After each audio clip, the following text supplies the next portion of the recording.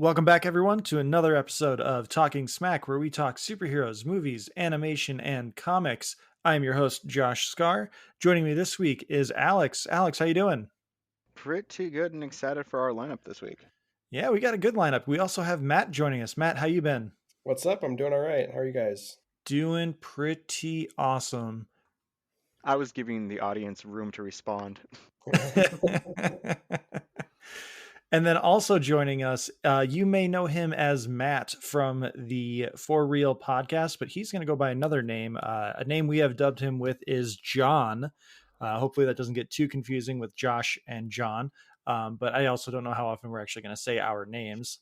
At least it'll be less confusing than Matt and Matt. That is going to help. That is true. I mean, we did discuss making him Matt too, just so we can make Spider-Man No Way Home references the entire night, but that fell through. You can only make so many of those. He wouldn't go for it. I don't get it. That movie was fantastic. I would have gone by Matt 3. Matt 3! All right, we got to start over. Thanks for having me on tonight, guys. I appreciate it. Yeah, thanks for making the time. Oh, anytime. Josh here has definitely helped out on my podcast more than once. I don't know if help is the right word for at least the last episode. Hey, I mean, listen, did you make a terrible choice? Yes. Have I forgiven you for it? No. But you have been one of my better guest hosts, and I appreciate your presence. It's interesting. I guess my request got lost somewhere. Did you actually request to be on my podcast? No, like you requesting me must have gotten lost. I don't know. His mere existence means that a request is being submitted. See, I actually have a bunch of people that email our podcast and ask to be on it with me. Oh, I didn't know that. Yeah, so we gotta if everybody's interested in being on a podcast about documentaries, it's cancelthepodcast@gmail.com. Podcast is called For Real. It's a podcast about documentaries. Just anybody out there can just email and yeah. I mean, we got I don't know, like midway through our last season, we got an email from a couple of guys that made a documentary over in England, and we had them on as for question and answers. So, all right, yeah, just whoever wants to join in, go ahead.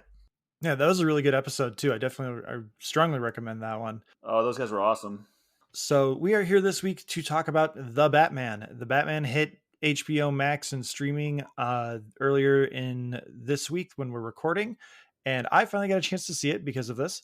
And I believe John also got to see it, and then Alex too. Matt, you went and saw it in theaters. Yeah, the week before I was like, it's coming out next week, but whatever. You wanted that theater experience, which I totally get after seeing this. But first, we're going to take a quick ad break from our brain trust, and we're going to hear an ad spot for our friend Antonio Palascios at the Cultworthy Podcast. We'll be right back. The Cultworthy Podcast. Your host, Antonio Palascios, will guide you week by week through a bevy of cult favorites, obscure cinema, and hidden gems. Listen to us on your favorite platforms or follow us on thecultworthy.com. The Cultworthy Podcast. And we're back. And we are here to talk about The Batman. We are going to I think we're just going to dive into spoilers because the advertising campaign really didn't leave a whole lot to be unspoiled. Like, we knew the Riddler was involved, but that was kind of it. We didn't really know what kind of movie we were getting into.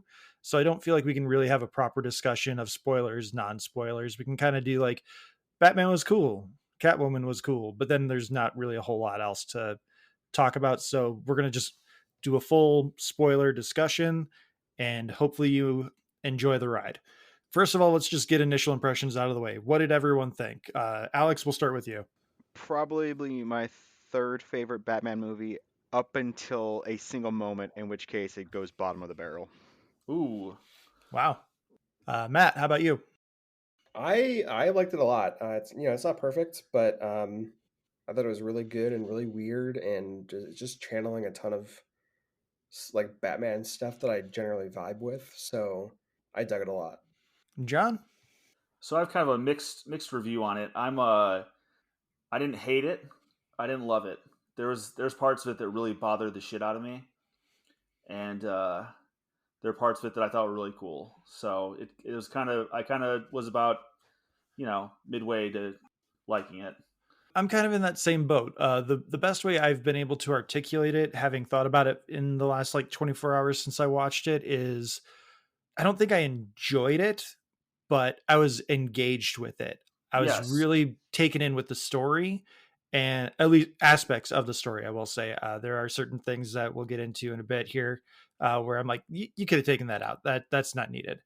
But overall, I did think it was really good. It was a lot better than I was expecting it to be, which I mean, I was setting a pretty low bar because I just saw, oh, it's another grim, dark Batman. Like, oh, it's year 2. Okay, so they're not going to kill his parents in this movie, but of course, it ends up being a plot point at some point in the movie.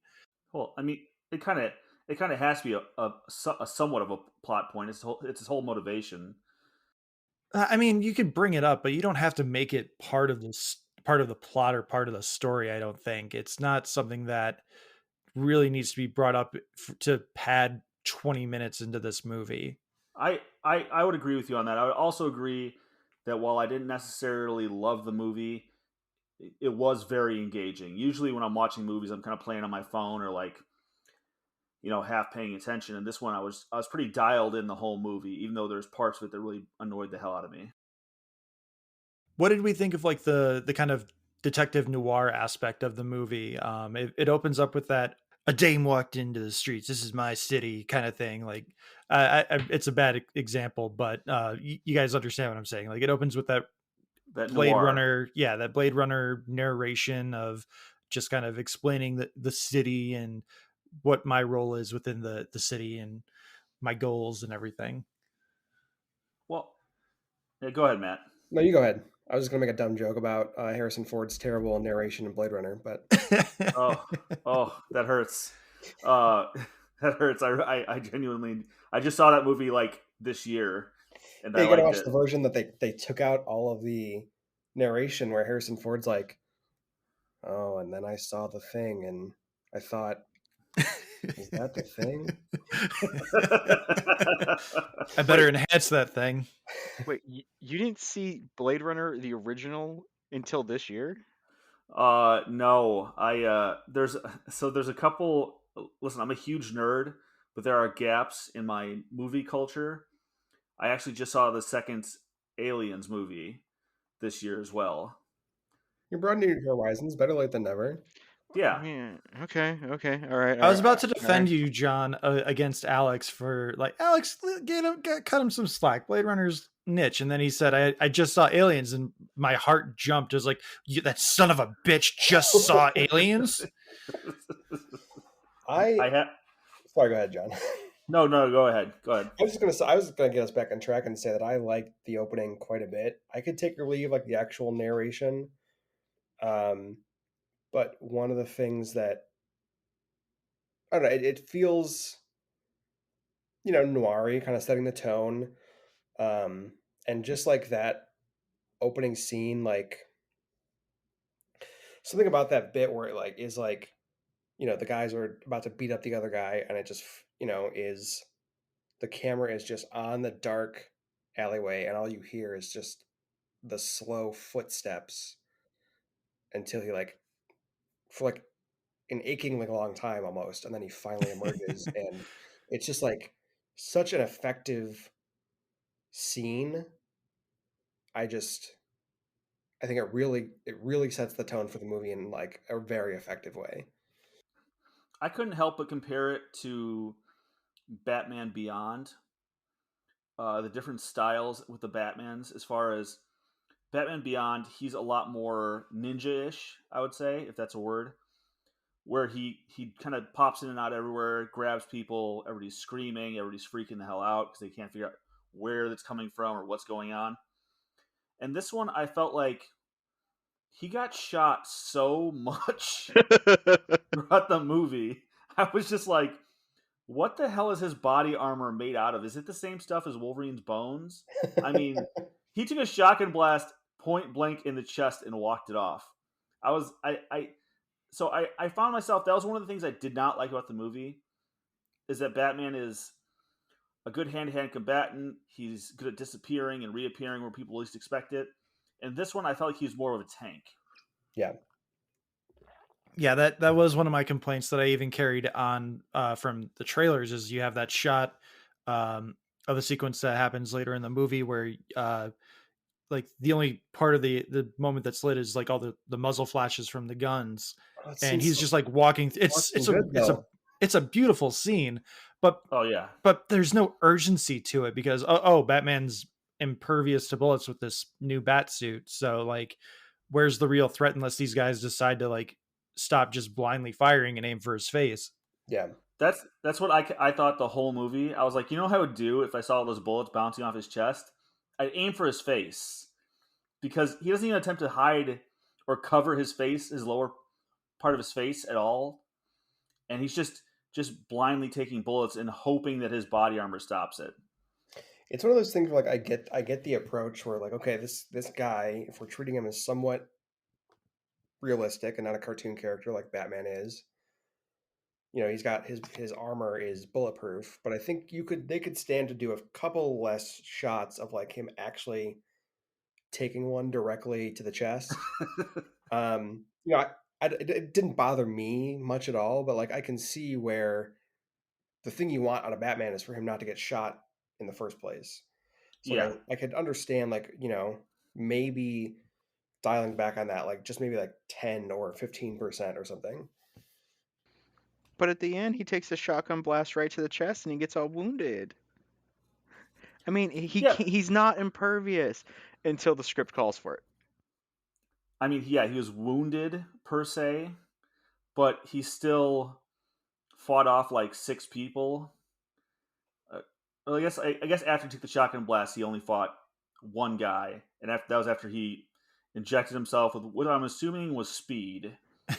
Testosterone or venom or something. I think it was supposed to be like adrenaline, basically. Yeah, but it was green, so I assumed it was venom. There was a port. He injected himself with something green. He became a badass for like 5 minutes. That was my problem too. I was like, I don't know what that was, but it's my understanding that adrenaline, and mind you, this entire understanding is based off of other movies, is that it's a clear liquid. I would hesitate against injecting anything that's bright green directly into my, femoral artery personally, but that's just me. There is also a flash drive later on in this movie that needs a thumbprint verification. It's a thumb drive. Yeah, I wanted to save that for later, Alex. Thanks for spoiling it. Oh, that's terrible. If you're gonna reference it incorrectly, I'm gonna spoil it. Some of that stuff doesn't bother me that much, just because it's like, you know, it needs to be like that for the movie to work, and I'm willing to, like, okay, do most thumb drives require an actual thumbprint? No, but you know, for the thing to happen, this is what needs to happen. So I'm like, whatever, it's fine.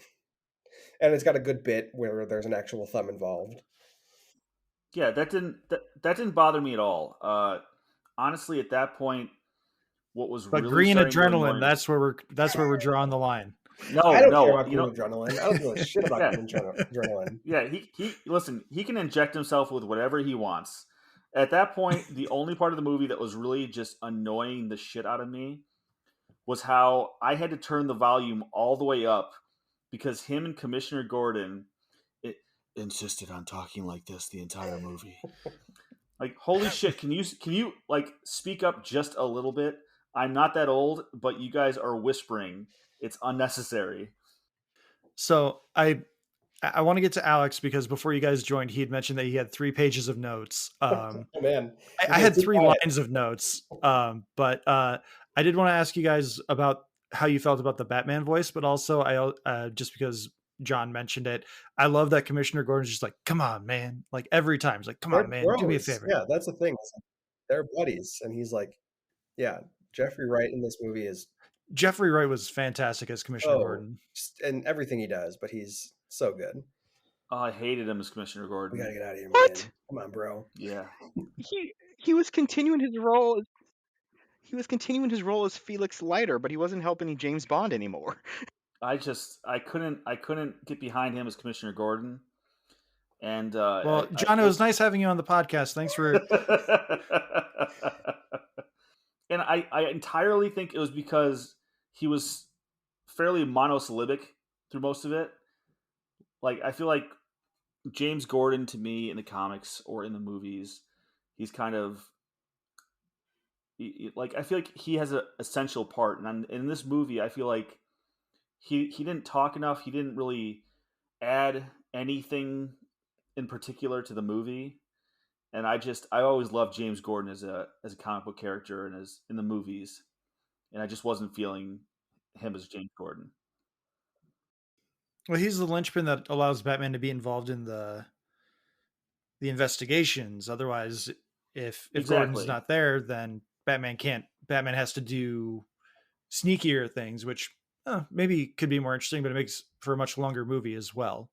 But I'm going to let Alex take a couple minutes here to get through some of these notes, and we can offer our feedback. I'm not going to go through my notes minute by minute.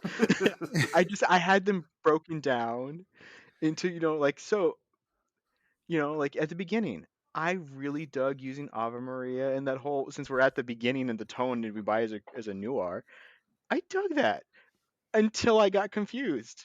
I briefly thought, oh cool, we're not going to see the parents die, and then like, oh my god, are they doing a switcheroo and Bruce killed his parents? And I was like, wait, I'm an idiot. I should probably pay attention. No, I thought it was, I really liked the first like 20-30 minutes. I really dug the way they were building it. I felt like I was watching like, a good 40s noir. I was waiting for a dame to walk in. Other than that. Oh, they had a dame. One, yeah. It walks in eventually. Dame walks in eventually. I really enjoyed the first half of the movie. I think another thing was it was just too long for me. Yeah, I do think there were times when I was, sitting in the theater as well, where I was like, this does feel like it's going on for a long time. But also, like, I don't know what I would necessarily cut out to make it, like, significantly shorter. Oh, I know exactly what I would cut out. Well, let's hear it. Hit me. I really like Selina. I even dug the Penguin. I liked the new Batmobile. I eventually got over the fact that I was wondering, did they film outside, and was it literally raining every day they went to outside to film? Because I was just like, why is it always raining? It's always raining in Gotham City. Yeah, then there's like a few establishing shots. I'm like, hey, it's not raining. Cut to night, raining.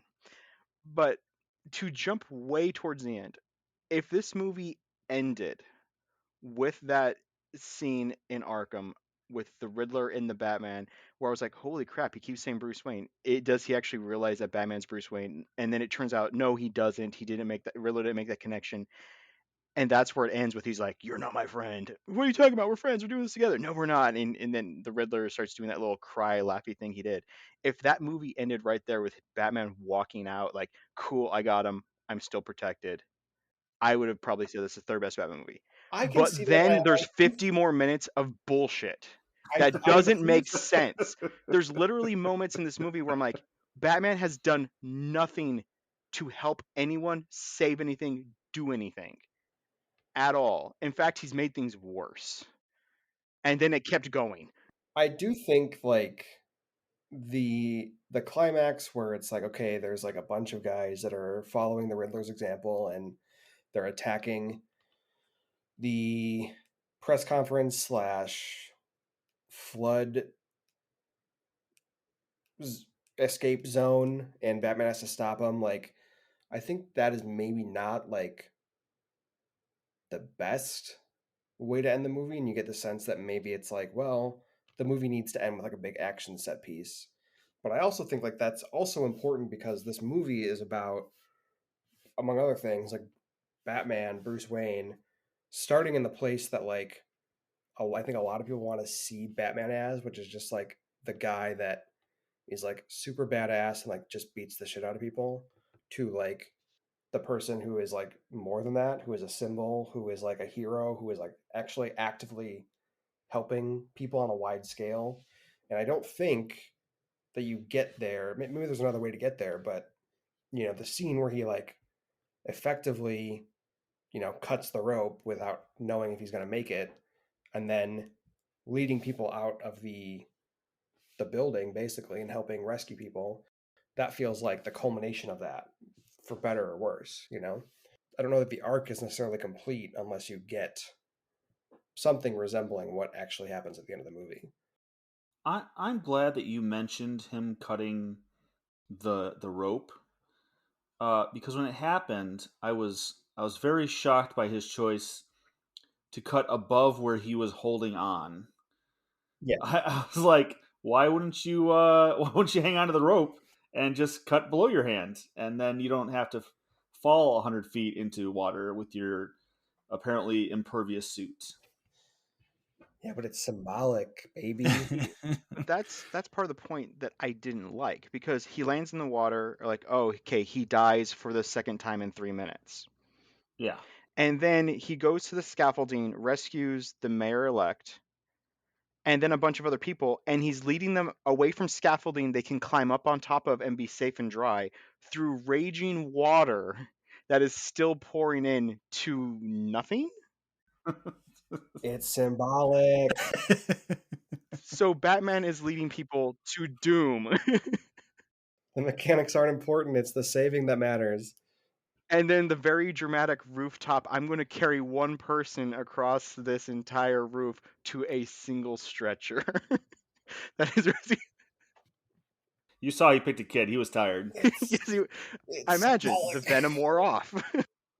Yeah, he's not stoned anymore. He's like, wow, that shotgun blast actually did some internal damage, and my ribs hurt for Yeah. some reason. And if I don't carry a kid, I'm gonna fall down.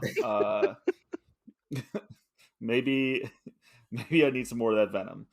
To kind of follow up in this thread, I honestly did not find any of the Riddler stuff compelling at all. What? The scene where he meets up with the Riddler in Arkham, the Bruce Wayne, that whole sequence was a complete waste of time with him not Yes. knowing who Bruce Wayne is. Yes. I did not care for that sequence, and really I don't feel like the Riddler was necessary to any of this. You could have still made 3/4 of this movie could have been like 3/4 as long, and you could have gotten rid of the Riddler completely and make it a story about the drops. And then you can still do the parents subplot where Bruce finds out that his parents lied to him, but they actually didn't, but they did, but they didn't. And he can solve the mystery of his parents' murder, which isn't a thing. And it gave me some really bad Amazing Spider-Man vibes. I don't think that's the point of that, but go on.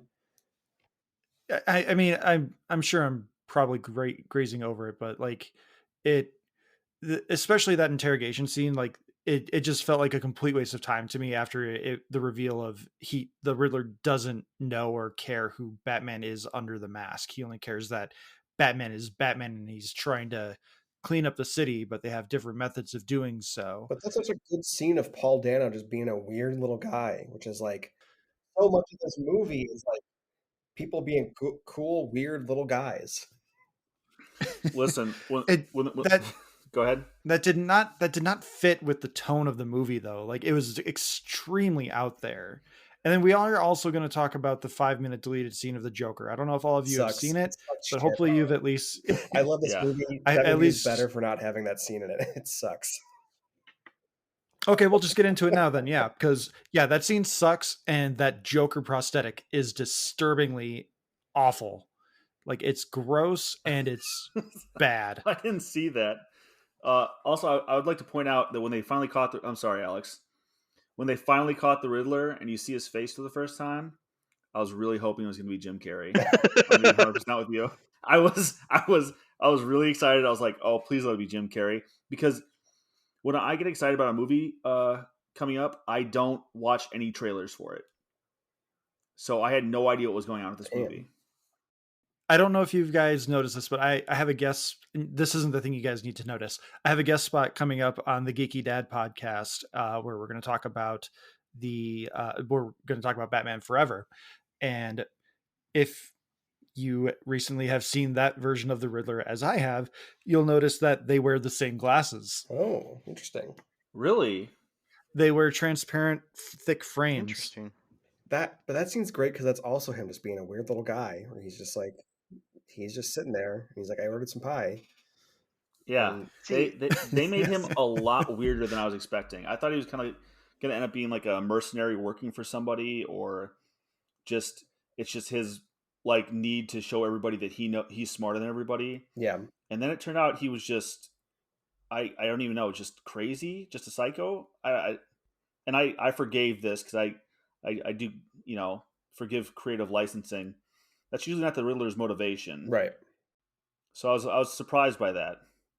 Yeah, he's driven by finding the answers, and the fact that he doesn't care about who Batman. I mean, he kind of justifies it because he says the Batman is who you are. Who you are underneath doesn't matter. That feels more like a Joker response to me than it does a Riddler response. I was thinking the same thing because they reference that a lot in the comics where the Joker's like, I don't care who you are underneath the mask. Because like he's just all Batman is to him is Batman. There's no nuance to it. There's no subtlety. There's no undertone. It's just Batman and the Joker. He doesn't care what his face is underneath.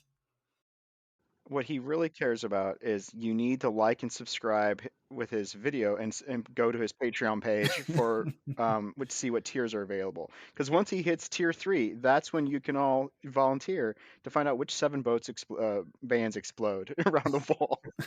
That part at the end where they finally play that video, I swear they did film that with Paul Dano at his house because it is such a different performance. And it really is like really bad YouTubers that I've seen recently where it's like, I was going to say it reminded me of Patrick H. Willems at the end of all of his videos. Just kind of like, hey guys. Yeah, but thanks for. That's a good YouTuber though. Yes. Yeah, but I'm just saying like the feel of it felt kind of like, okay, I've finished the bit. Now let's get real and let's talk here. Let's talk, everybody. All 503 of you that are watching and reacting right now. Except the comments aren't scrolling, which would happen if people are talking to you. So I didn't even recognize the Riddler. What else has he been in? He gets his head beat in, and There Will Be Blood. Yep. He was also in Little Miss Sunshine. Yep. Those are the big. He's a big indie actor. Yeah. Okay, I was gonna say I'm not familiar with either one of those. I know There Will Be Blood was a Saw 38 or whatever it was, but after the first couple, it just seemed like torture porn, so I stopped watching them. There Will Be Blood is a fantastic movie with performance by Daniel Day-Lewis. With only a little bit of a porn overtone. I mean, it's it's what he does. Hey, I'm not judging. I'm just it's just not my gig. To your previous point, Josh, about being able to like excise the Riddler from the movie, I think that might be possible, but I don't know, just because like so much of the plot of the movie is about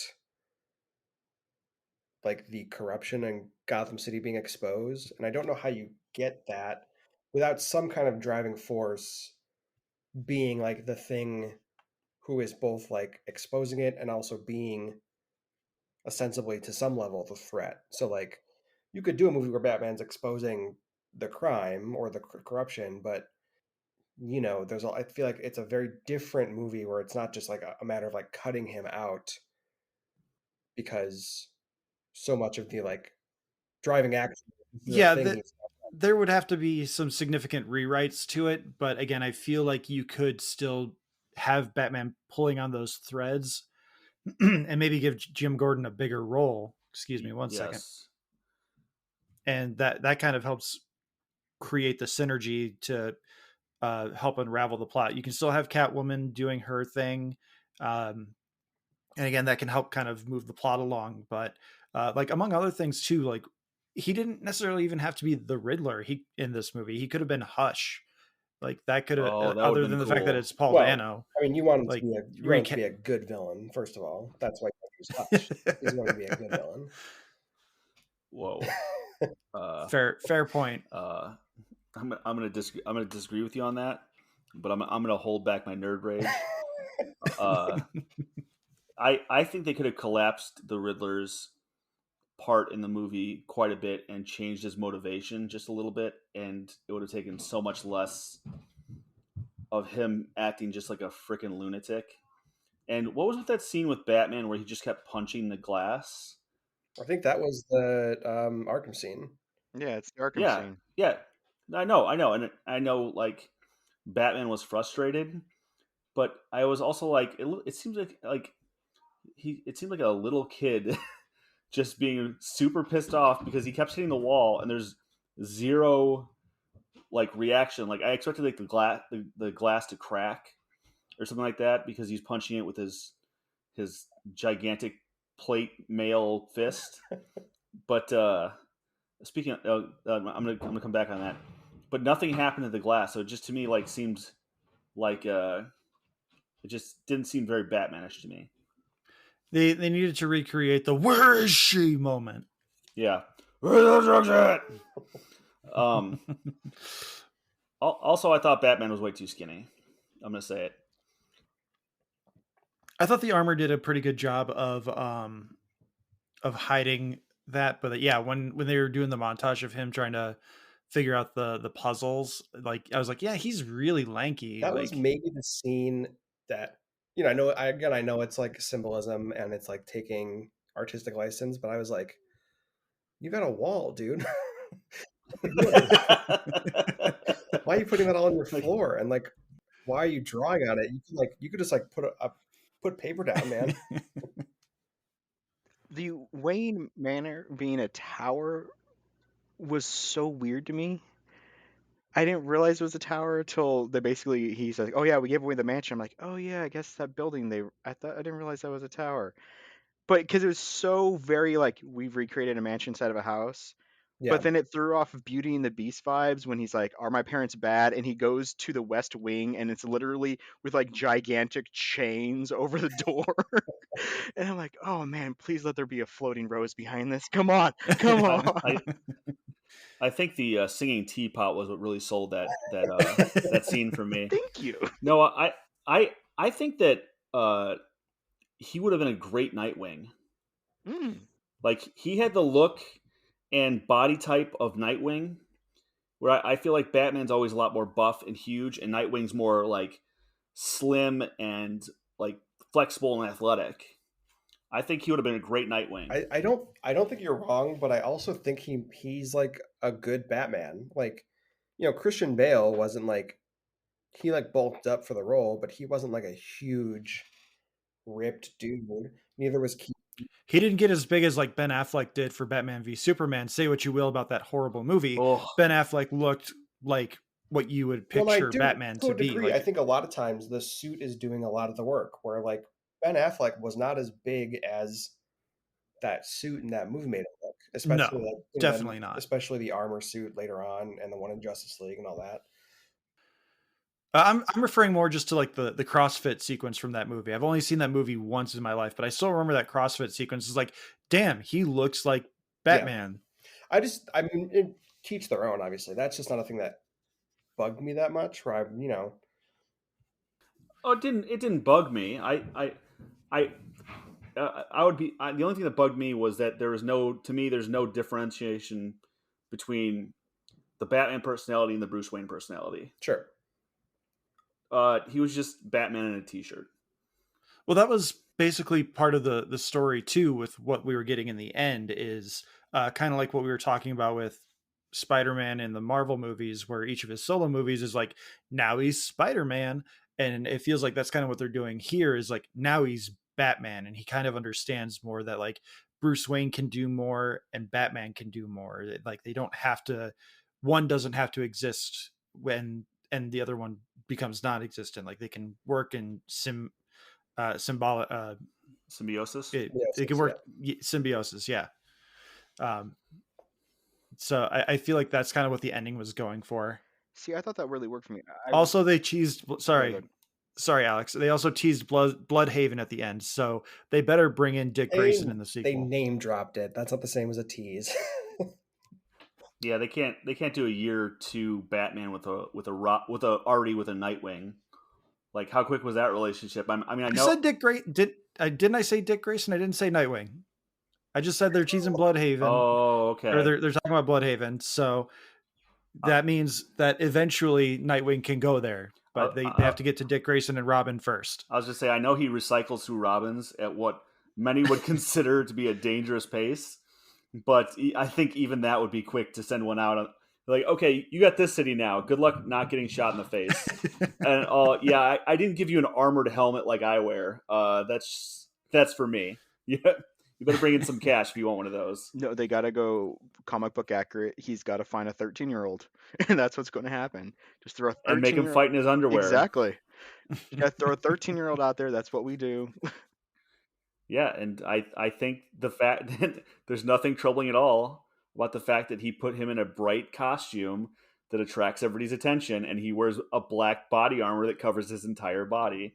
There's nothing troubling about that at all. Not in the comic book world, no. So get off your high horse and shut up. No matter how many Robins die. Hey, listen, you need bait. Only one. Well, technically 2 if you count Damian, but he's back. They're both back. And so is the other one. They have killed. Okay, they also killed Tim Drake at one point. But they went back on that immediately. We're getting in the weeds here. We are getting in the weeds, but all I'm saying is that Batman's basically a serial killer. So what did we think of the new Bat suit? I dig it, except for one part in particular. They did so many close-ups of his jaw and face that I realized that the stitching around the nose makes it look like he has perpetually a broken nose with a bandage on top of it. It is really... Maybe it's intentional to hide that very obvious nose that Bruce Wayne has. It's very weird. Like, when I finally noticed it, I could not look away. I'm like, oh yeah, there's did he break his nose last scene? And he's like, enforced it? No? Okay, cool. But I dug the suit. I really I loved the reveal, as was mentioned earlier by one of the Matts, of him walking up with the stomping. I thought that it looked amazingly well in the Man with No Name moment, where he's walking up from an explosion with the cape blowing in the background, and they decided to add spurs jingling the entire time as he walks up to the Penguin. I like the suit. I really dug it. I think that he's doing a pretty... I think that for always being Batman, basically, he sold it, and the suit looked really damn good. Yeah, and we were talking about Ben Affleck before, and one of the great things about, for better or worse, that movie is that is a very good approximation of a comics accurate ish suit, right? Yeah. Where I like that. I love that. More superheroes wearing their real clothes. This one feels like it's something that somebody would put together and wear, which is not something you see a ton in the movies, which is, that feels a little weird because all of the suits are something somebody made and wore because they are live action. But all of the the Nolan suits and the Burton era movie suits feel very... I'll put it this way: the Nolan suits really feel like they're trying to explain the body armor aspect of it, in universe, where it's the functionality of everything. This very high tech thing that was made by Wayne Corp, which we have a whole explanation of in that first movie in Batman Begins, where this feels like a thing that somebody made with thoughtfulness of how it protects you, but it feels okay, this is a thing. This feels like real clothes that you made, yeah. So I like that vibe quite a bit. So my input on the suit it's kind of strange, but I'm just gonna say I loved the collar. Yeah, loved the collar. Yeah. I don't know why, but every time I saw that collar, I was like, that collar looks pretty good on him. It does. Yeah. It has absolutely no function whatsoever. I don't know if he tucks his cape in there. I don't know if he pulls it up when he gets cold, but damn it, I love that collar. It's where he tucks in the wingsuit. Oh, there. Yep, that might be it. Maybe he keeps snacks in there. I don't know, but I loved the collar. I did like the bat suit in general. This I felt like his gauntlets were a little strange, but much less strange than having a very small utility belt that apparently has everything to fight from common muggers to Superman. So I mean these limitless little pouches that he's got. So yeah, I think overall I really liked his suit a lot. It's just the gauntlets were a little weird to me. Yeah, the suit reminded me of the Arkham games, really, especially the gauntlets. The gauntlets looked like they came straight out of I think Arkham Knight, where he's got like the heavier duty armor. Yeah, Um, I still am not sure how I feel about the cowl. Like, I think I like the big mouth opening. I think that looks really good, but the head portion with like the stitching, it just feels off to me. But I don't know. It's just a weird aesthetic choice for me. But overall, yeah, I really enjoyed the costume. It looks like something out of the Arkham games, and it does seem like it has a lot of functionality. I like that the grappling gun is like a cool little like piece that he just kind of like extends his arm and like cocks it, and then it just pops out. And then that's cool. he uses it like tactically as well as practically. He like shoots people through the leg just to kind of buy himself a couple bits of time. Um, there Speaking of Batman shooting, there's no gun usage in this with this Batman, which is great. But there is one moment where you could argue that he at least allowed someone to die when they're fighting on top of the big scoreboard in the middle of the not Madison Square Garden. He like dives out of the way and someone else gets shot from the Riddler thugs, and it's like, I feel like Batman would still know that that person was there and go the other I'm not going to way. hold that against him. No, that one's not. That one's not. Yeah, him. I think It's still one of those like he allowed the person to die kind of moments for me. I feel like Batfleck killed about 1,000 people in the Yes. first like 30 seconds of that movie. So I'm gonna allow this death by inactivity. I think. Also, I would like to say as I was talking about the collar, I realized where I'd seen it. Like as soon as I got done talking, it was Batman by Gaslight. He had Oh, a yeah. collar that was very similar to that, Oh, and I really liked that. I really dug that costume. yeah, it's got that kind of peacoat pop collar thing going on. Yes. And that's one of the cool things about this movie, I think, and maybe this is me reading too much into it, or someone who has read way too many Batman comics. No such thing. Is that like it feels like it is intentionally or not drawing on a bunch of different sources, like the weirdness of this movie, where like Bruce Wayne's a weird guy, like a bunch of guys in this are weird. There's like a weird, Yeah. there's like a weird vibe throughout the entire movie. It reminds me of like Morrison Batman and like Snyder Batman in tone, if not quite in aesthetic, where those are much more colorful, actiony comic books. The stuff with his parents, like I don't know that I've seen that in a comic book where like his parents are not like just the nice, wonderful people that you think they are, but like the Telltale Batman games, which are kind of underrated, is like all about that, where they're like much, much more of like shitty rich people as opposed to the philanthropist I always see him depicted as. And like you mentioned, Gotham by Gaslight and like the Arkham stuff, where it feels like it's pulling from just all kinds of sources that like every time I recognized something or felt like I recognized something, I was like, oh, that makes sense. I like that.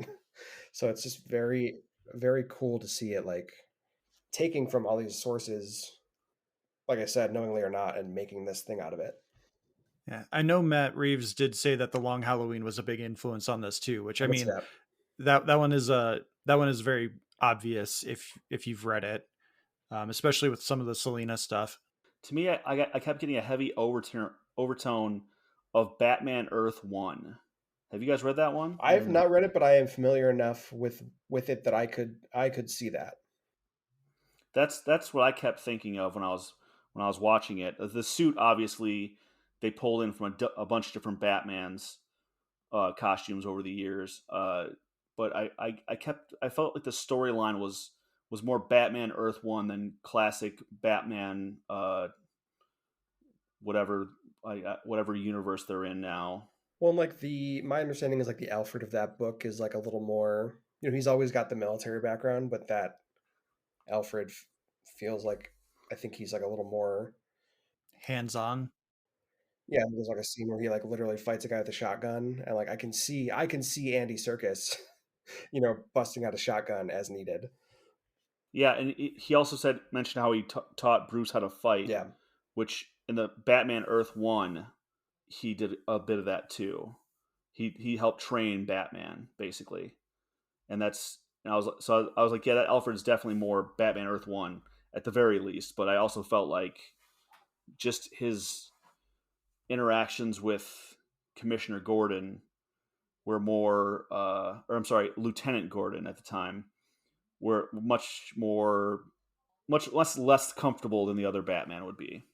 Yeah, and mentioning Bruce's training, that's one of the weird pitfalls of doing a movie that kind of skips over the origin story, because like I do kind of want to know, did he train with the League of Shadows? Do they exist in this universe, or was it strictly just trial and error plus Alfred's training, and then he just kind of read up on a bunch of books and maybe met up with some monks or something? Like how is he trained to be able to do all this? And like he's talking about through the narration at certain points about how he needs to be a better detective and stuff too.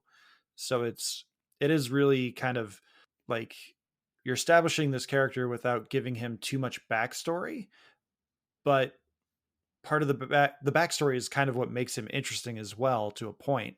So like, yeah, we don't get to see Jim. Thomas Wayne. Thomas Wayne. Thank you. We don't see Thomas and Martha Wayne getting shot again, but we also don't see how Bruce Wayne kind of became Batman. I mean, we just see him as this vigilante, and we see him transition from being the vigilante of vengeance to the vigilante of hope, I guess. Which DC's all loving this like hope theme all of a sudden. Yeah, I thought it was a kind of an odd choice at the end to go with. It really kind of ruined for me how Batman's this creature of the night that some people don't even believe actually exists, but he's out in daylight hobbling around pulling people out of water, and they're like, oh, Batman was there, and look, there he is right now, just in front of God and everybody, carrying this kid that anybody else could have picked up, but he had to do it. He felt a kinship with him. His dad died. Come on.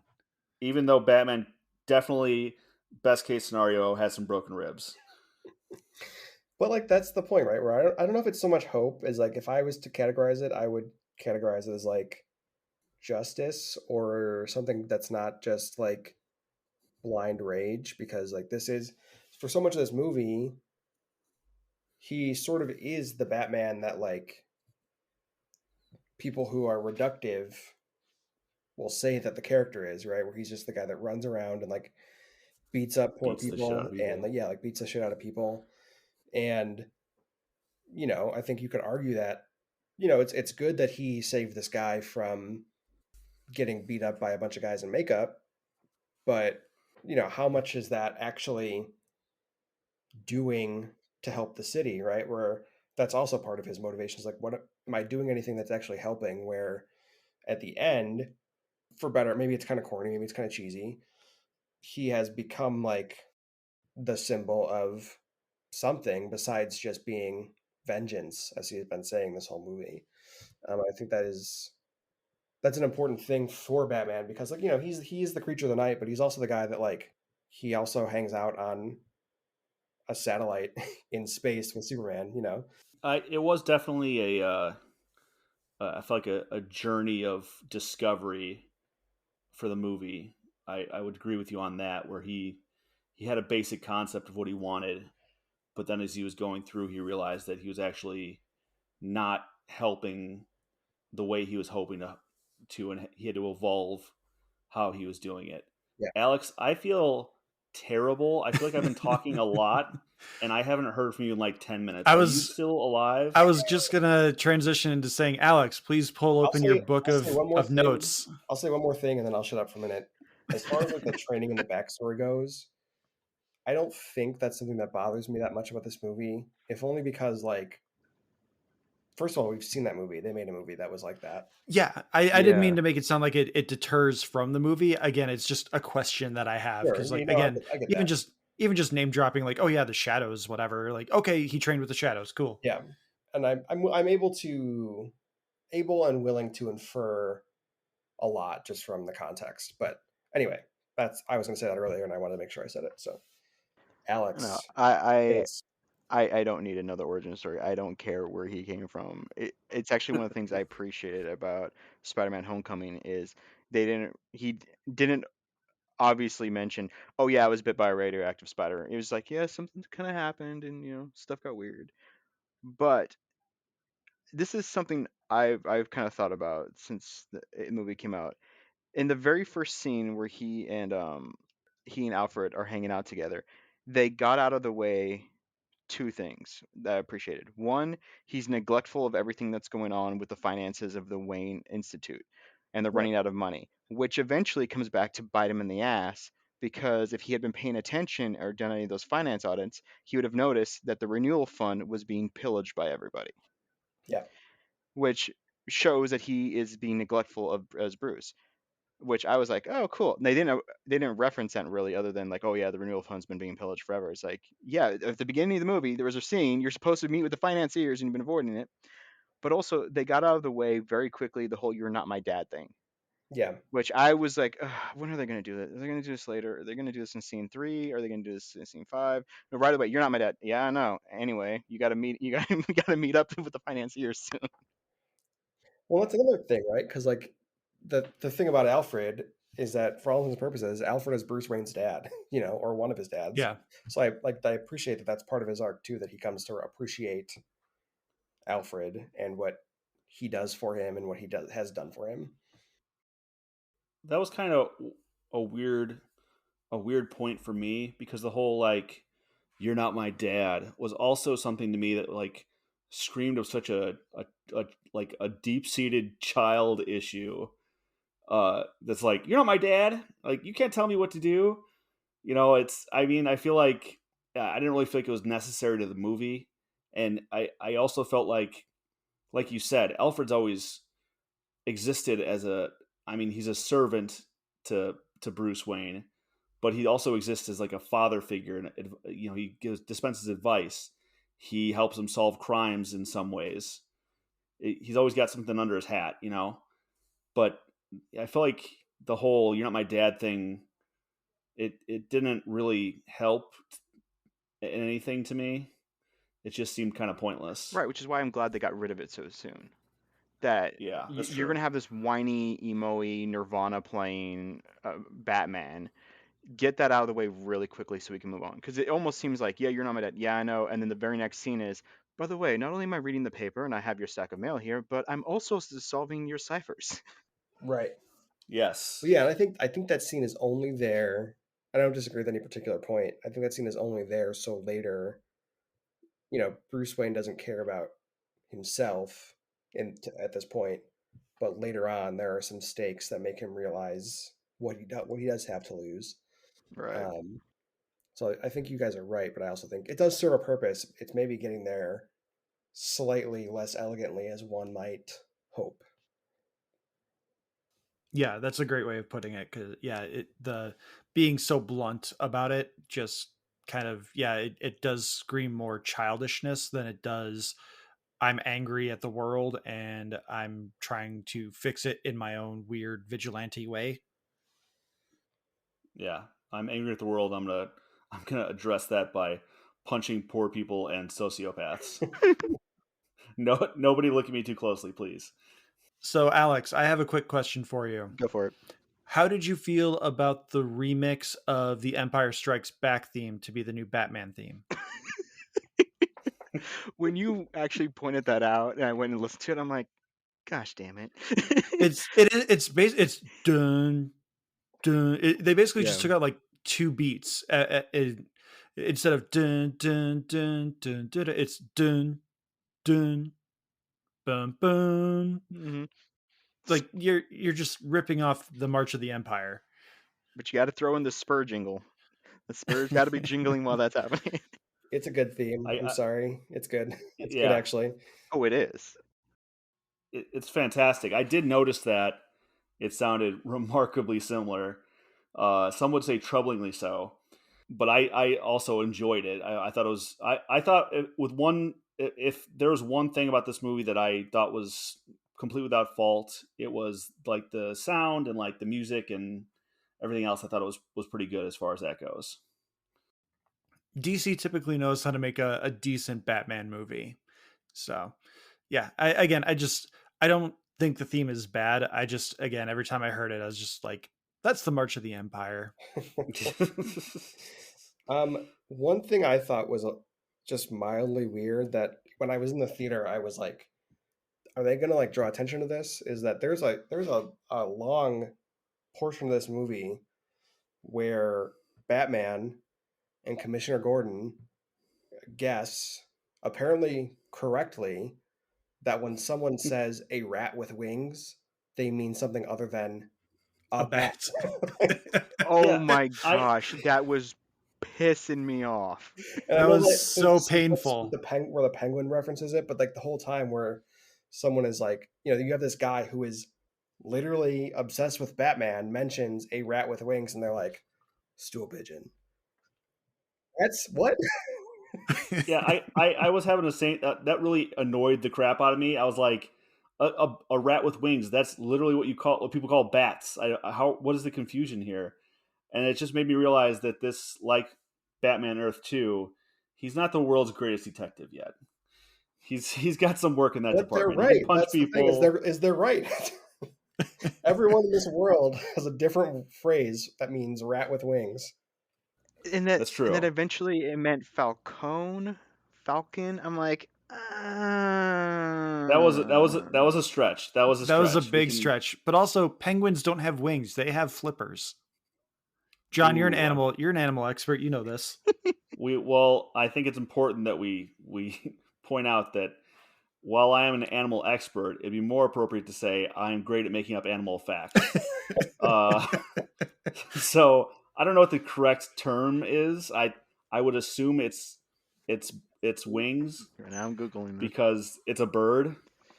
But I am 99% certain that penguins are considered to have wings. flippers. Penguins are birds, so they are considered to have wings. Boom! I call bullshit. That's a name drop. That's according to Ocean Service NOAA.gov. No, you can't trust the government. Come on. Listen, in my podcast, we call that a Matt fact, and I just went on record that I actually got one right for a change. That's a big deal. Yeah, but it's a Matt fact, so. Oh, that's really really painful. So our Matt gets credit for it? Yeah, I'm taking credit. No, I don't. Since you're John here, I don't think that's fair. Alex, are you weeping into your notes yet?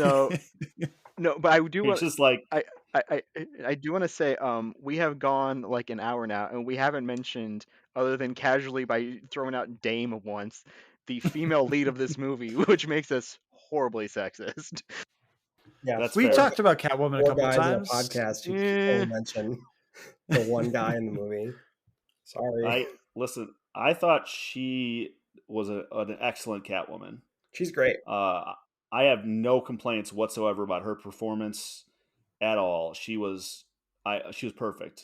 She looked straight out of the comics. Like she was fantastic. I am not like, I wish that just in terms of like the outfit, I don't dislike her like Catwoman outfit. I wish it was a little more than just like the beanie or like the face mask that suggests a cat, as opposed to just like giving her, she's got the leather suit, just finish it and give her the headwear, the beanie just happens to have cat ears or something. Yeah. Like I don't even think they were meant to be cat ears. It just looked like extra fabric. Yeah. On like she just didn't put it on all the way, which I was like, listen, if you're gonna be like breaking into places, I think extra fabric is something you really don't want on your costume. Right. Also, the mask didn't really cover anything, although it was, to me, it reminded me a lot of Batman the Animated Series Catwoman. Yeah. I guess that. Where it's just like it's kind of like a face thong. It doesn't cover anything. Like, we know what's underneath. You're not surprising us. Like, it's all there. We can see it. I really dug her performance, and she sold some lines that I objectively look at the paper, and as an actor, you got to go, I have to sell this piece of crap. With Batman going, you have Yeah. a lot of cats, and she goes, I have a thing about strays. She nailed that line because I went, oh, that is horrible, but you sold that. Okay, I forgive the writer briefly. I think like I said, I had no problems with any part of her performance. I was genuinely very impressed by her. I just love their relationship too. Like Bruce Wayne has real I have a crush on a girl for the first time energy. It's just it rules. Yeah. And the only things that like I can't criticize her performance. I criticize set design. Like they show the microwave and it's piles and piles of cans of kitty kibble, like all over the place. Oh, I didn't see that, but I'm just I go into a lot of people's homes, and I can actually taste the smell right now. That's something that's going to bother me. Yeah, that's that's an something odor. John does in his free time, though, just so you know. So like if someone just randomly walks into your house, it's just John. Don't worry about it. I was about to No ask matter about what they that. look like, it's just John. Yeah, it's nothing to worry about. I will leave briefly, probably. But then that actually made me laugh because at the end, because they show her with all this cats all over the house, the fridge open for lighting, as my spouse pointed out. When I was like, who leaves their fridge door open all this time and then grabs milk to drink out of it like that? That's gonna be spoiled milk. And then she's like, well, there's no light in the entire scene. I'm like, okay, Well, at the end of the movie, she's got so many cats, and she yeah. leaves the city with one. Yeah, she leaves with one. That's what I was gonna say. At the end of it, she has all these cats, and at the end of it, she has one tucked into like the kitty carrier on her back of her motorcycle. Where are the rest of your cats? Batman's gonna have the rest delivered. They came up with an agreement. She's gonna take her favorite, and then Batman will just bring the rest when they have their hookup. They have a date. It's fine. He's got to investigate Bloodhaven too, so that eventually he can send Nightwing there. It would have been a much less flirty driving end scene if she had been driving a pound truck, which is what she would have needed to transport all those cats. All right, and we all know, like, unless they have individual cages in there, all those cats ain't gonna make it to the end. Somebody's gonna get pissed. It's gonna be a bloodbath in there. So they had to figure something out. I think she just picked her favorite and was like, the rest of them, she's like, well, I'll leave some food out. Good luck. Don't die in this city that's half underwater. Don't worry, Aquaman will be along shortly to rescue you. But I really dug her performance, and there was little moments where the character did things I was hoping, like they're raiding the drop factory facility, and she is going for the bag of money, but then everything goes sideways, and they show her like dart around on her motorcycle, knock over a guy. I'm like, grab the money, grab the money. She grabs the bag of money. I'm like, yes. You're not abandoning your plan. You are motivated. You are getting shit done. You are doing your thing. You have the bag of money that you can only afford one cat to take away at the end, though. So me and my wife only watched half of this movie last night because I didn't realize when we started that it was a 3-hour movie, and I had adulting to do today. Like, mistakes were made. Namely just go to work was the adulting I had to do today. But during that scene, my wife literally cheered. Hell She's yeah. like, yes! I know your wife. I can imagine that scene exactly. Yeah, she was very excited about Selena grabbing all that money. Oh yeah, that was great. And that scene precedes like it might be my favorite sequence in the entire movie, which is like there is a 5 to 10 minute sequence in the middle of this movie that it just becomes a monster movie, and the monster is the Batmobile, and it fucking rules. Oh yeah. It I legit thought that he drove the motorcycle there, and then it shows the revving up, and apparently the front of the car, the grill, they put LEDs behind for red, and I'm like, okay, I'm digging this. This is good. Yeah, just Penguin being like terrified, and like I finally got him, and it fucking bursts out of the fire. I was like, all right, this movie rules. my wife sort of ruined that part for me. She goes, He didn't blow him up. He's about to come through that fire watch. I'm like, why would you say Yeah, that? we know that. Yeah, I know that was going to happen, but you saying that just assured me that scene meant nothing. My immersion. Yeah. It was in all the trailers. Oh, I didn't watch a single trailer for this movie. I know. I was just spoiling it. Now I can go back and watch them all. So I have like 2 more questions to get through. Hopefully we can get through this in the next like 10 to 20 minutes. But there's an anecdote I want to share real quick. Back when Batman Begins came out, Matt and I went to the midnight show, and John, you just happened to be there with our buddy T. And Yep. so we sat behind you and we watched the movie. And I remember, did you see us holding hands? I just remember you and Matt having this big conversation about how back in 2005, Matt had this opinion of there has never been a good live action Batman movie. And once Batman Begins rolls credits, I just remember Matt leaning over to you going, "That's a fucking Batman movie." And so Matt, having nearly 17 more years of experience, 17 and growth. Yes. Where would you put this on the Batman movie scale? Oh, I don't know. I don't know that I've ranked them, and I don't know that I've ranked them recently. Like, I like Batman Begins a lot. I don't know that I would like so forcefully say that now. But I do like that movie a lot. And I think I have grown to appreciate what many of those previous movies do, even if I don't think they're particularly good Batman movies. I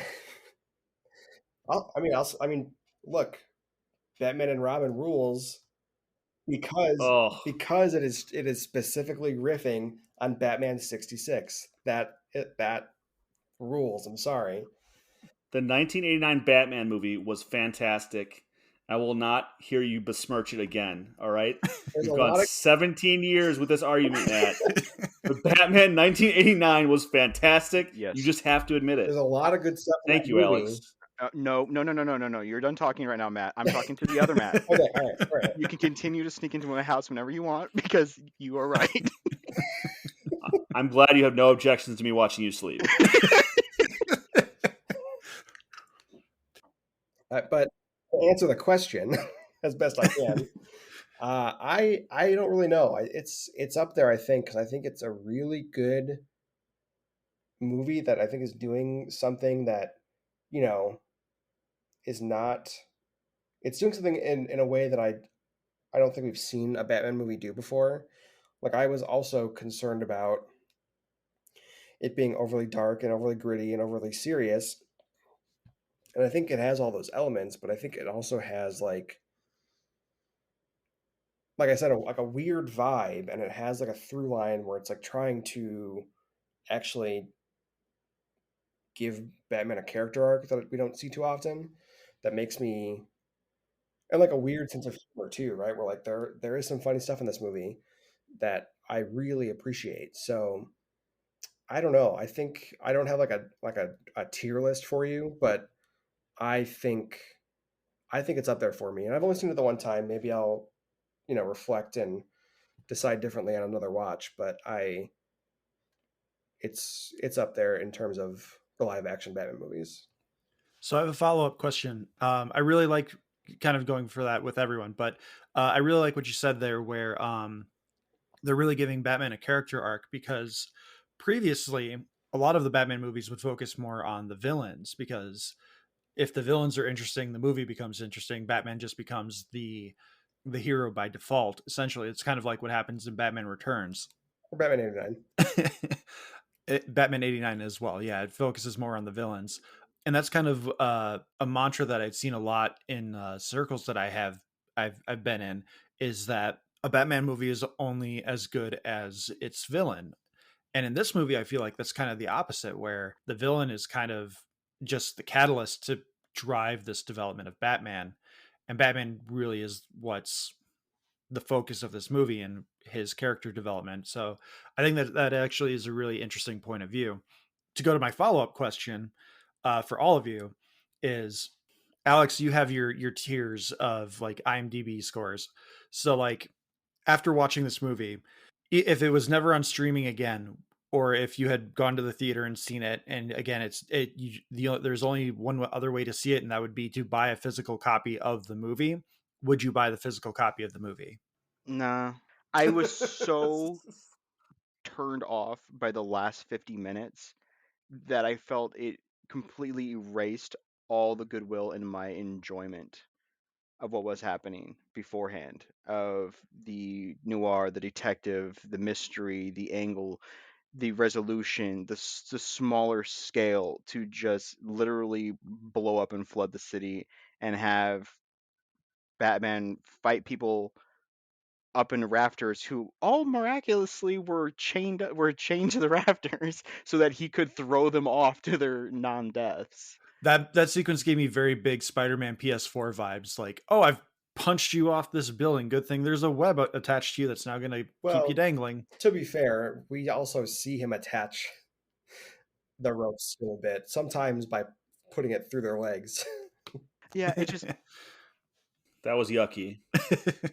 up until the end, up until the moment in where Riddler apparently has another plan, I was thinking Batman 89, The Dark Knight, this movie. And upon rewatch, it may shuffle with The Dark Knight a little bit. That's your ranking? Oh, I was 4. I was 4 when Batman came out, 89. And I remember vividly we went to McDonald's and they had, if you got the Happy Meal, and I still have it, you got a plush Batman that had a rubber head but a cloth body. And I remember watching that movie. And then like That's 2 years amazing. later, we went and saw Batman Returns, which is why I will always love Michelle Pfeiffer. Well, who doesn't? I mean, yeah, that's pretty Yeah, standard. you can't.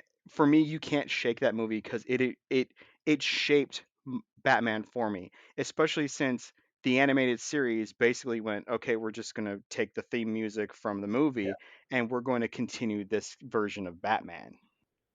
But make him better. Yes, I mean, Yeah, we're going to do a better movie in a couple of years. But I can't shake off that as a movie. I still find it hugely rewatchable. I've actually rewatched both of them in the last year. I am about to mute you if you are going to talk ill of The Mask of the Phantasm. No, that was a good one. Okay, I enjoyed the objective best Batman movie, but we're putting it out of the running because it's not live action. Yes, that's fair. I'm sorry. I'm clutching this table so hard that I think I put dents in it because I remember how mad this conversation made me, and the fact that Matt is now kind of talking bad about Batman 89 just fills me with such a unshakable rage that you haven't calmed down in 17 years. I'm not a rational person. I don't know if you've caught on to that. I've grown and changed, man. Catch up. Apparently your taste hasn't gotten any better. Thank you. I was going to say that. I like that, Alex. though. Like there's, like I said, I can appreciate a lot of what's in that movie, and I'm not here to roast. I'm playing it up a little bit. I'm not here to talk too much shit about 89, but But yeah, anyway. If nothing else. Yeah. The first movie that you see with that character as a kid has a huge effect. So I totally get it. But no, the next time I watch this movie, I will turn it off once it gets to the reveal that Edward, whatever his name is. Whatever his name was. He has like 3 of them. Nashton? Nashton, yeah. Once he's like, oh yeah, you don't know who I am, and he does that weird giggle before like, oh, but I have an actual master plan. I will turn it off then and be like, that was a good Batman movie. That's fair. I didn't think the last. Well, I did find the last 50 minutes to be a bit, I guess, superfluous to the movie. I know what they're doing. They're setting up for Batman Year 2, like the comic books, where the city is flooded and Batman is trying to stop crime in it. So that wouldn't shock me if that's what they're doing. Although I heard they had so many problems with Robert Pattinson that it wouldn't shock me either if they're just like, yeah, we're done with him and we're going to do a new Batman in 4 years, which has been our consistent game plan since Michael Keaton. This movie made a ton of money, though. So, Well, yeah, but I was just gonna say I was gonna reference the Amazing Spider-Man 2, That did but not I make a guess lot of money that did no, it didn't make comparatively. a lot of money. Yeah, God, I wish they made a third one though. Fucking loved Andrew Garfield. So my last question to you guys is, having seen this movie, having been in this universe, do you think they will give us a Robin in this universe? No. I don't know if they will, but they should. Like, it is there's like, it maybe is a bit hyperbolic, but I think that if you don't like Robin, you don't like Batman. You know, like, Robin is a part of the equation, and these movies always, in part, granted, because the movies that Robin was in were not considered very good, but like, I don't think Considered really has. You could have just left Considered out of there.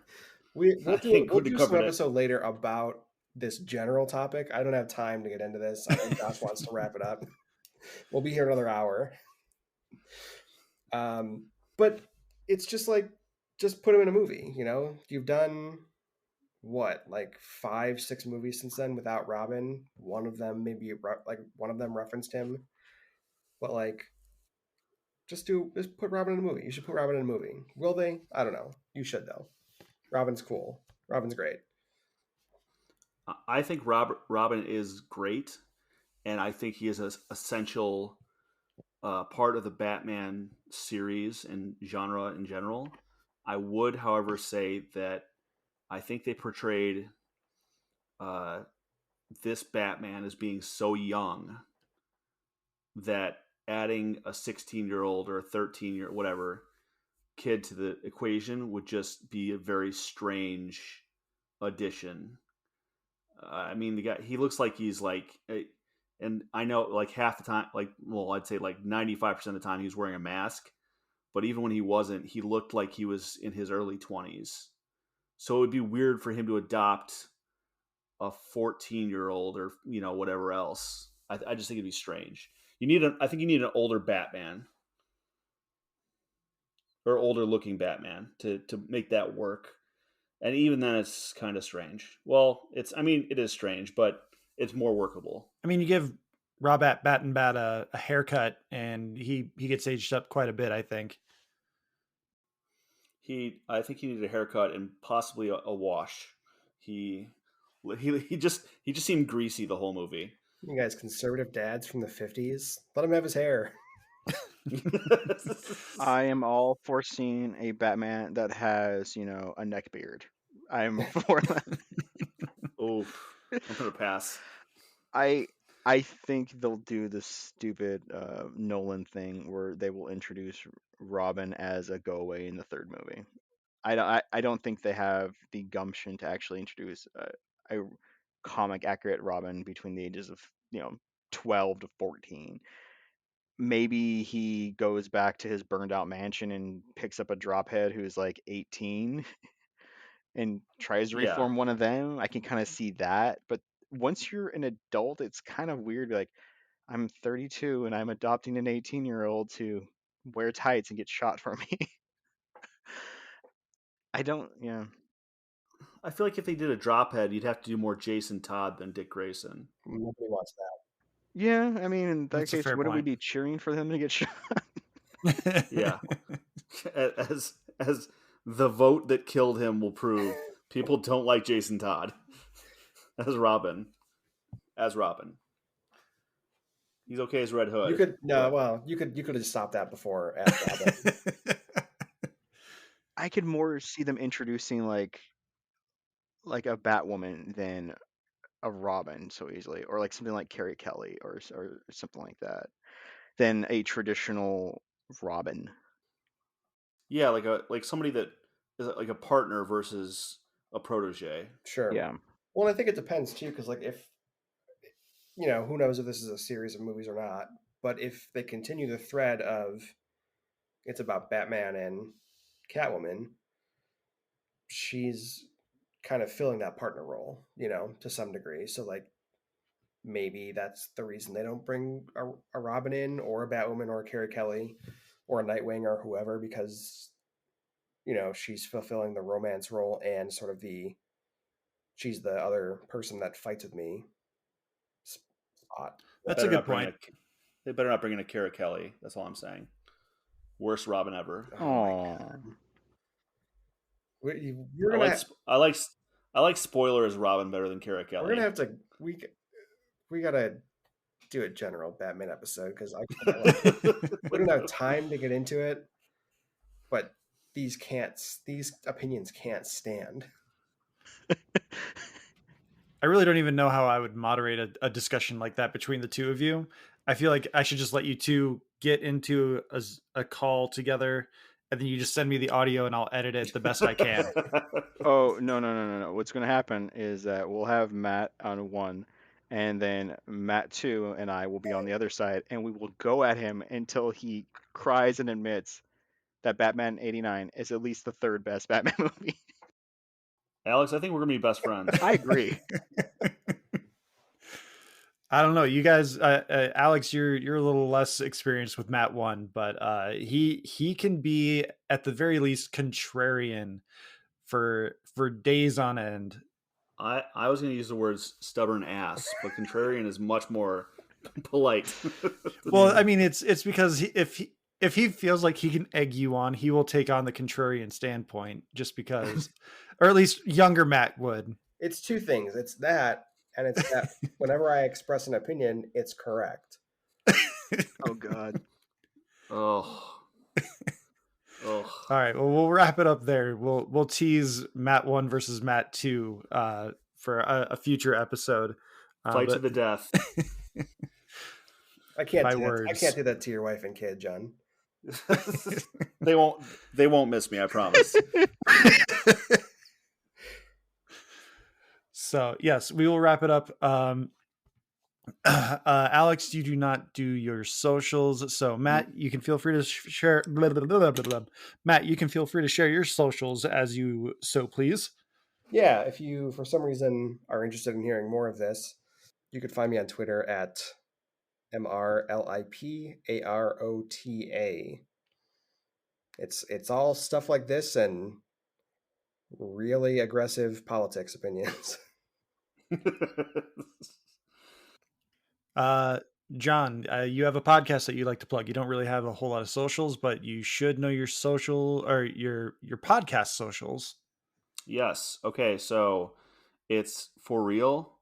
It's the podcast about documentaries. You can reach me at Cancel the Podcast. Say again, Cancel the Podcast at gmail.com. And yeah, any questions, any follow-ups you want me on your podcast, you never want me back on this one, just let me know. Okay. Matt, if you send me an email, I'm going to drive to where you live and fight you. Yeah, let's hang out. You can find me on Twitter at Josh_Scar. You can follow the podcast at Talking Smack Pod, and you can email us at tsmackpod@gmail.com. And we are on Spotify, Good Pods, Apple Podcast, Podchaser, most all primary podcast players. We should be on any of those. Please like, review, subscribe. That all helps us. Again, if it's positive or bad, I don't care. I just want reviews. Just lets us know that you're listening and lets me know that we can change something. Like, you don't want John/Matt 2 back. He's gone. Let's be real though. Only the 5-star ones. Yes, those are the only ones that really count. So if you want John gone, 5 stars and say John's gone. Hurtful. Oh, Lord. Now we know Matt's going to get on there and give it 5 stars and say John's gone. So I got to make another burner account to review your podcast again. Ooh, hurtful. Don't do that. And Alex, who is going to be our special guest composer to close out the episode? Coming fresh off his amazing Coachella performance, we have Danny Elfman remixing Prince's Bat Dance from the amazing 1989 Batman movie. That's 2 episodes in a row you booked Danny Elfman, man. You gotta get something new here. Did you see his Coachella performance? How could I not hire him again? Plus his rates are cheap because, All right. Well, anyway, we are out of here. Thanks again, everyone, for listening. Take care. Watch Star Trek. Star Trek is good, though. Yeah, it is. I'll agree with You that. probably watch like Star Star Trek Trek after this. Discovery, don't you? Oh, God. Star Trek Discovery fucking rules, and that's another show. We've got Kita. Oh, Never seen it. oh, God. Oh, no. Never seen an episode. Next time you're going to tell me Picard's good, too. This is painful. Oh, my God. This is why we're not going to be best friends. I was going to say Batman 89 sucks. I hate you so much.